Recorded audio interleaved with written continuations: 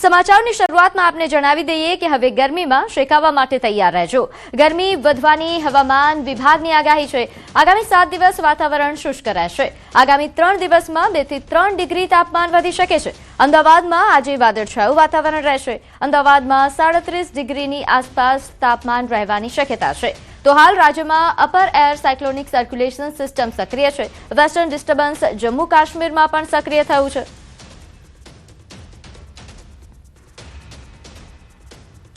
23 से लेकर 29 मार्च तक मौसम आमतौर पर शुष्क रहने का पूर्वानुमान है और इसमें जो लघुत्तम तापमान है इसमें कोई बड़ा बदलाव नहीं रहेगा और जो उच्चतम तापमान है इसमें अगले 3 दिन 2 से 3 degree centigrade temperature gradual rise रहेगा। उसके आगे कोई बड़ा बदलाव नहीं रहेगा और अहमदाबाद के लिए आज का जो पूर्वानुमान दिया गया है इसमें पार्टली क्लाउडी स्काई रहेगा और जो उच्चतम तापमान है वो 37 डिग्री सेंटीग्रेड के आसपास और लघुत्तम तापमान जो है 23 डिग्री सेंटीग्रेड के आसपास रहने का पूर्वानुमान दिया गया है। આગળ વાત કરીએ ભાવનગરમાં નવાપરા વિસ્તારમાં ફાયરિંગનો મામલો સામે આવ્યો। પોલીસે આરોપીઓને કાયદાનું ભાન કરાવ્યું। 6 આરોપીઓનું જાહેરમાં સરઘસ કાઢવામાં આવ્યું। પોલીસે ઘટનાનું રિકન્સ્ટ્રક્શન કર્યું જેમાં એક યુવાન પર આરોપીઓએ ફાયરિંગ કર્યું હતું। પોલીસે ગણતરીના કલાકોમાં જ આ 6 આરોપીઓને ઝડપી પાડ્યા। તેમની ધરપકડ કરી અને ફરાર 2 આરોપીઓની શોધખોળ હજુ ચાલુ છે। તો આ આરોપીઓ છે જેમને એક યુવક પર જાહેરમાં ફાયરિંગ કર્યું હતું જે બાદ પોલીસ એક્શનમાં આવી હતી અને ગણતરીના કલાકોમાં જ આ 6 આરોપીઓને ઝડપી પાડવામાં આવ્યા અને જાહેરમાં ઘટના સ્થળે રિકન્સ્ટ્રક્શન કરાયું। તો આ તરફ પોરબંદરમાં ચોપાટી પર યુવકોએ જોખમી સ્ટન્ટ કર્યા। સાંસ્કૃતિક કાર્યક્રમ દરમિયાન યુવકો છત પર ચડી ગયા। યુવકોએ છત પર જોખમી રીતે કૂદાકૂદ કરી હતી। યુવકોના જોખમી સ્ટન્ટનો વિડીયો વાયરલ થઈ રહ્યો છે। ચોપાટીની સુરક્ષા અને વ્યવસ્થા અંગે સવાલો ઉઠી રહ્યા છે। નોંધે છે કે અહીં ચોપાટી પર ખૂબ મોટી સંખ્યામાં લોકોની અવરજવર હોય છે। તે દરમિયાન આ પ્રકારે જોખમી સ્ટન્ટ એ જીવલેણ પણ સાબિત થઈ શકે છે।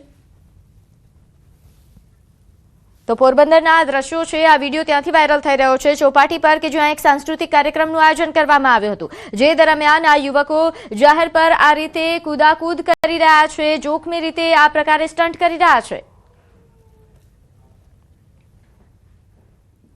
આગળ વાત કરીએ ભરૂચમાં વિદ્યાર્થીની પર દુષ્કર્મ આચરનારની ધરપકડ કરી લેવામાં આવી છે। સ્કૂલ વાહન ચાલક પર દુષ્કર્મ કર્યાનો આરોપ હતો। પોલીસે આરોપી વાહન ચાલકની ધરપકડ કરી। વાહનના ચાલકે વારંવાર દુષ્કર્મ આચર્યા હોવાનો દાવો છે। વાહન ચાલકની હેવાનિયતથી વાલીઓમાં ભારે રોષ ફેલાયો। દુષ્કર્મ અને પોક્સો એક્ટ હેઠળ ગુનો દાખલ થયો। સગીર વયની કિશોરી છે એ 9મા ધોરણમાં અભ્યાસ કરતી હતી અને જે ઇકો ગાડીમાં સ્કૂલે જવા માટે અપડાઉન કરતી હતી એ ઇકો ગાડીના ચાલકે તેને લોભામણી લાલચો આપીને એને પ્રેમજાળમાં ફસાવી હતી અને જુદી જુદી જગ્યાએ લઈ જઈને એની સાથે અવારનવાર દુષ્કૃત્ય કરેલું હતું એવું તપાસ દરમિયાન જણાઈ આવતા આરોપીને સમય મર્યાદામાં નામદાર કોર્ટમાં રજૂ કરી એના રિમાન્ડ મેળવવામાં આવેલા છે અને ગુનાની હાલની તપાસ ચાલુ છે। ધોરણ 10ના ગુજરાતીના પેપરમાં 50થી વધુ ભૂલો। શિક્ષણ બોર્ડ પર ગંભીર સવાલો ઉઠ્યા છે। જોડણી, વ્યાકરણ અને તથ્યમાં મોટી ખામીઓ સામે આવી। કાવ્યથી વ્યાકરણ સુધી અનેક ભૂલોનો ભંડાર છે। સોશિયલ મીડિયા પર બોર્ડની આકરી ટીકા થઈ રહી છે। ગોપનીયતા માટે પ્રૂફ રીડિંગ નથી કહીને શિક્ષણ બોર્ડે બચાવ કર્યો। તો વિદ્યાર્થીઓમાં ગૂંચવણ। શિક્ષણ વ્યવસ્થા પર હાલ સવાલો ઉઠી રહ્યા છે।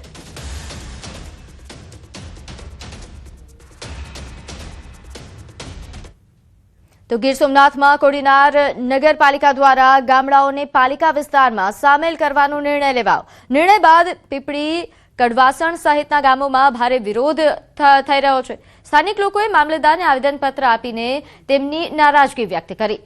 ગ્રામ્ય વિસ્તારોના લોકોનું કહેવું છે કે અમે ગ્રામ પંચાયત માટે વેરો ભરી રહ્યા છીએ છતાં અમારા ગામોને નગરપાલિકા હેઠળ લાવવામાં આવે તો મજૂરી કરતા લોકો માટે મુશ્કેલીઓ ઊભી થઈ શકે છે।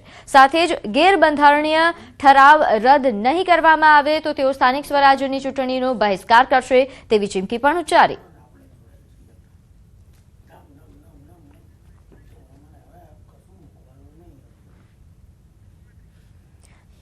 તો હાલ ગ્રામજનો કે જેમણે મામલતદારને રજૂઆત કરી છે ચીમકી પણ ઉચ્ચારવામાં આવી છે કે જો ઠરાવ રદ નહીં થાય તો સ્થાનિક સ્વરાજ્યની ચૂંટણીનો બહિષ્કાર કરવામાં આવશે। તો આ તરફ રાજકોટ મનપાની પ્રાથમિક મતદાર યાદી જાહેર થઈ. શહેરના 1 થી 18 વોર્ડમાં 1 લાખથી વધુ મતદારો ઘટ્યા છે. અગાઉના 10.93 લાખની સામે હવે 9.85 લાખ મતદારો નોંધાયા છે. બૂથની સંખ્યા જે 991 થી વધીને હવે 1016 કરવામાં આવી છે.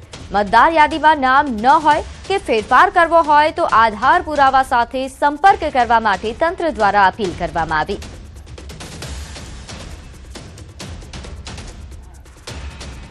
તો હાલ મતદારોની જે સંખ્યા સામે આવી છે એ હવે ઘટી છે, જેને લઈને તંત્ર દ્વારા આ પ્રકારે અપીલ કરવામાં આવી છે. નોંધે છે કે મનપાની પ્રાથમિક મતદાર યાદી હાલ જાહેર થઈ છે, જેમાં શહેરના 1 થી 18 વોર્ડમાં 1 લાખથી વધુ મતદારો ઘટી ગયા છે. અગાઉ જે 10.93 લાખ હતા તે હવે 9.85 લાખ મતદારો છે. ત્યારે બૂથની સંખ્યા જે 991 હતી તે વધારીને 1016 કરવામાં આવી હતી, પરંતુ મતદારો જ ઘટ્યા છે. ત્યારે મતદાર યાદીમાં નામ ન હોય કે ફેરફાર કરવો હોય તો આધાર પુરાવા સાથે સંપર્ક કરવા માટે તંત્રએ અપીલ કરી છે.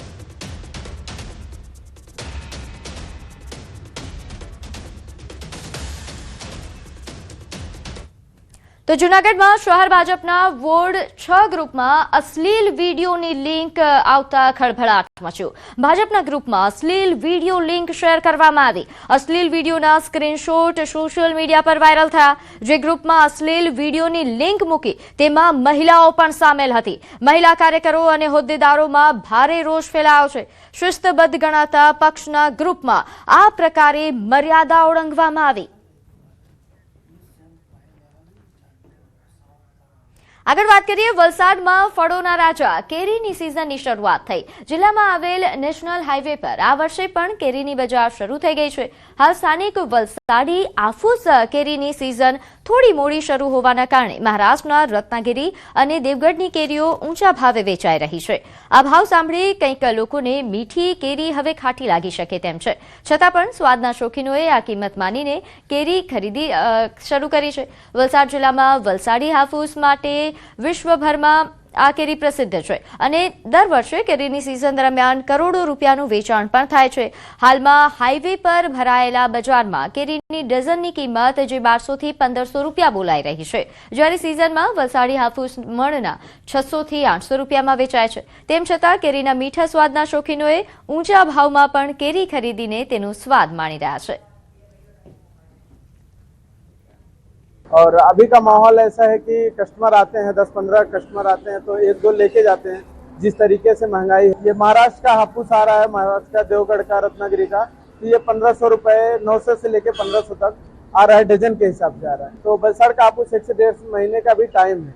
1500-1400 डजन चल रहा है. थोड़ा जब नीचे आ जाएगा 700-800 जब होएगा तो फिर उस टाइम से धंधा होएगा. કેરી હમણાં હાલમાં મોંઘી છે, તો બી ટેસ્ટ કરવા માટે હમણાં અડધો ડઝન લીધી છે અમે. જ્યારે અહીંયા વલસાડી હાપુસ ચાલુ થશે ત્યારે થોડી સસ્તી મળે છે.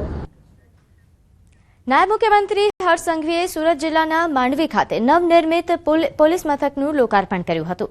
તેમજ સુરત જિલ્લાના નવરચિત અનાવલ, તડકેશ્વર, પાલોદ પોલીસ સ્ટેશનનું પણ ઈ લોકાર્પણ કરવામાં આવ્યું. આ સાથે હર્ષ સંઘવીના હસ્તે સુરત ગ્રામ્ય, વલસાડ, તાપી તેમજ રેલવે પોલીસના 66 કરોડના પ્રકલ્પોનું ઈ લોકાર્પણ કરાયું. નાયબ મુખ્યમંત્રીએ પોતાના સંબોધનમાં પોલીસ પરીક્ષાની તૈયારી કરતા યુવાનોને પ્રોત્સાહિત કર્યા હતા. સાથે જ પોલીસને ગુનેગારો સામે હનુમાન બની કામ કરવાનું કહ્યું હતું.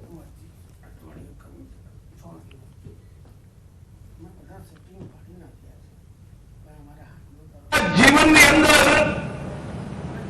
જો કોઈ બી પ્રકારની મુશ્કેલીઓ આવે તો એવા ગુનેગારોની સામે પોલીસે હનુમાન બનીને જ કામ કરવું જોઈએ. સુરતના કામરેજમાં પાટીદાર સમાજની મહત્વની બેઠક યોજાઈ, જેમાં શિક્ષણ, આરોગ્યના નામે બિઝનેસ કરતા ટ્રસ્ટીઓ સામે આરપારની લડતનું એલાન કરાયું.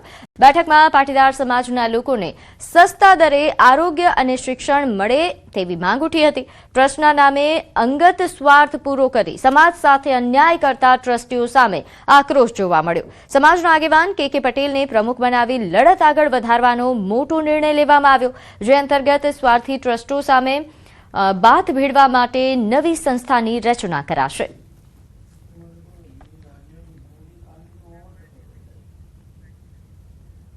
જૂનાગઢમાં વિકાસ થંભી ગયો હોય તેવું લાગે છે, કેમ કે લાખોના ખર્ચે બનેલો પુલ હાલ લોકોની હાલાકીનું કારણ બની રહ્યો છે. મેંદરડા તાલુકાના મીઠાપુર ગામમાં થોડા સમય પહેલા જ્યાં 35 લાખના ખર્ચે પુલ બનાવવામાં આવ્યો, પરંતુ આ પુલ જે સ્થાનિક લોકોએ સૂચવ્યો હતો તેના કરતાં કંઈક અલગ જ બન્યો. મીઠાપુર ગ્રામજનોના આક્ષેપ છે કે તંત્રએ ટેકનિકલ દ્રષ્ટિએ અત્યંત ખામીયુક્ત ડિઝાઇન બનાવી છે. જ્યાં 150 ફૂટનું પાણીનું વહેણ છે ત્યાં માત્ર 17 ફૂટનો એક જ ગાળો રાખવામાં આવ્યો છે, જે હવે ગામ માટે આશીર્વાદના બદલે આફત સમાન સાબિત થયો છે.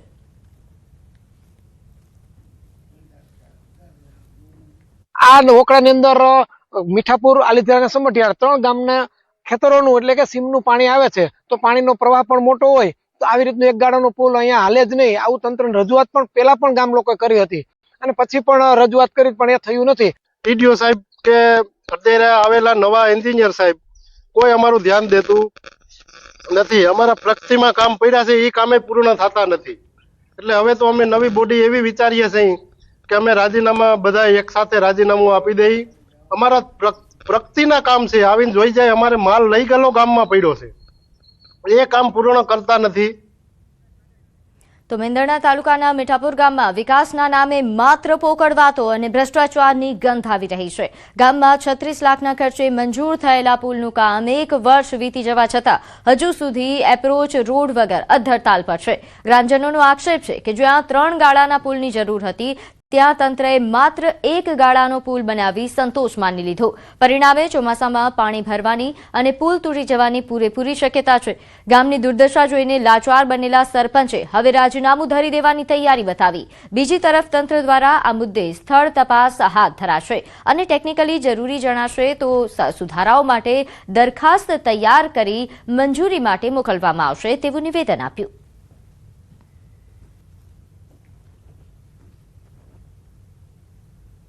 આ પુલમાં જે તે ખર્ચ કરી અને તાત્કાલિક ના બિલ કરી લીધેલા, પરંતુ ગામ લોકો હજી આ પુલથી હેરાન થાય છે. કામ બળદગાડા વાડીએ જતા નથી, તેમજ આ પુલ માટેનો વૈકલ્પિક વ્યવસ્થા ડાયવર્ઝન પણ કરી શકતા નથી. ત્યારે ગામ લોકોને ખૂબ જ રોષ છે.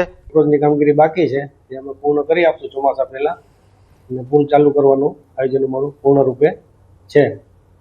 અને રજૂઆતોનું કોઈ જે વધારે સ્થળ છે તે મુજબ જરૂરિયાત જણાશે અમને તો આગળ દરખાસ્ત કરી અને મંજૂર કરાવશું. ભાજપનું આંતરિક જૂથવાદ અને ટકાવારીની રામાયણે હવે ગ્રામજનોના કામો અટકી રહ્યા છે અને નબળી ગુણવત્તાના કામો થતા હોવાના આક્ષેપો થઈ રહ્યા છે. ત્યારે વધુ એક ઘટના એવી બની છે મેંદરડા તાલુકાનું મીઠાપુર ગામ કે આપ જોઈ શકો છો કે જ્યાં પુલ બનાવવાનો હતો 3 ગાળાનો, ત્યાં 1 ગાળાનો પુલ બનાવી અને 45 લાખ રૂપિયાની કિંમતનો આ પુલ બન્યો છે. એટલે કે આ જે કામગીરી પર પણ હાલ સવાલો ઉઠી રહ્યા છે. બીજી તરફ ધારાસભ્ય જે માણાવદર વિધાનસભાના અરવિંદ લાડાણી અને જિલ્લા પંચાયત પ્રમુખ હરેશ ઠુમરની જે વચ્ચે ચાલી રહેલી રામાયણના કારણે લોકો હેરાન થઈ રહ્યા છે. થોડા દિવસ પહેલા એક ઓડિયો ક્લિપ વાયરલ થઈ છે, જેમાં મેંદરડાના તાલુકા પંચાયતના પ્રમુખ અને અરવિંદ લાડાણી ગ્રાન્ટો બાબતની ચર્ચા કરતા હતા અને તેમાં હરેશ ઠુમરને પણ વચમાં ક્યાંક લાવતા હતા. અને તે જ પરિસ્થિતિ આ ગામમાં જોવા મળી રહી છે કે આ અંદરો અંદરનો ડખો હવે લોકોના કામો થતા નથી. લોકોના કામો થાય છે તો નબળી ગુણવત્તાના થાય છે, અને જેના કારણે લોકોમાં રોષ ફેલાયો છે. મતદાન બહિષ્કારની ચીમકી તેમજ મીઠાપુરના સરપંચ સહિતનાઓએ આગામી 15 દિવસમાં કામગીરી નહીં થાય તો રાજીનામાની ચીમકી ઉચ્ચારી છે. અમાર બખાઈ ન્યૂઝ 18 ગુજરાતી, મેંદરડા.